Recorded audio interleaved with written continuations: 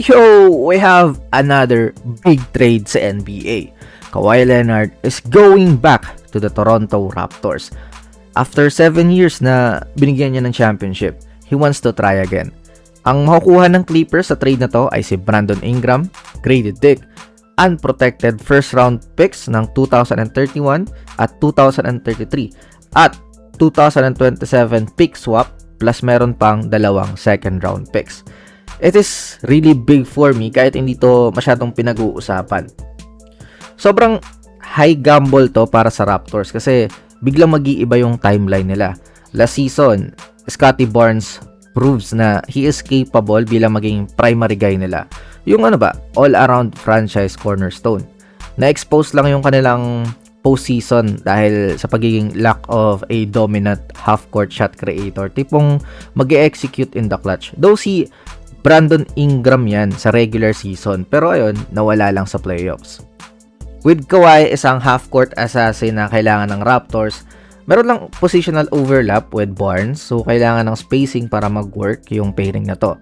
Tsaka sana makasabay pa si Kawhi sa speed kasi yung Raptors is ranked 4th sa fast break points last season with Barnes pushing the pace. Defensively, syempre, magi-improve yung Raptors.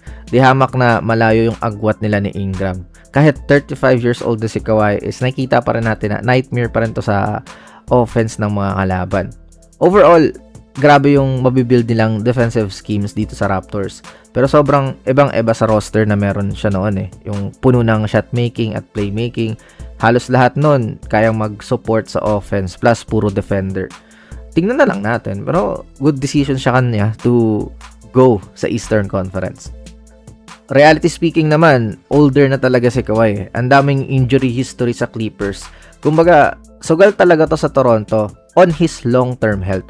Tapos, gusto pa niya ng lucrative contract extension, which kaya hindi nakapag-trade yung Spurs sa kanya.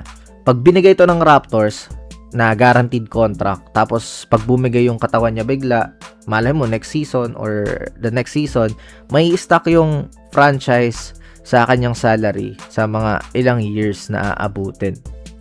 Punta naman tayo para sa LA Clippers. Sa wakas, meron din silang magandang move na ginawa. From building a team na puro mga injured stars, ngayon is naging okay yung trade para sa kanila. Actually, good piece yung nakuha nila kasi wala nang direction with Kawhi, tsaka hindi natataas yung value niya sa market. Ang ganda ng mga unprotected draft picks na nakuha. Pero ta-appreciate more yung brilliance ng trade is yung players.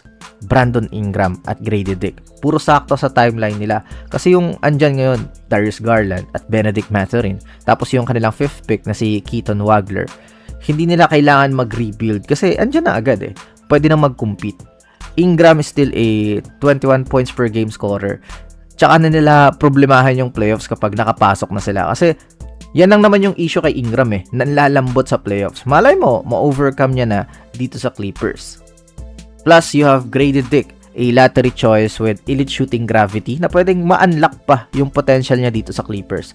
Pero syempre, naiinis pa rin tayo sa franchise na to eh after nang ginawa nila kay Chris Paul. Pero yun nga, good trade para sa kanila. For me, sila yung panalo sa trade. I don't think Kawhi with Raptors gonna work out again. You have the Knicks, Haliburton coming back for the Pacers, the Heat with Giannis. I don't know. Sa akin lang naman to. Pero kayo ba, ano sa tingin nyo yung trade na to? Sino yung panalo? Relevant pa ba si Kawhi? Let me know all your thoughts in the comment section below. I will now step back. Bye-bye.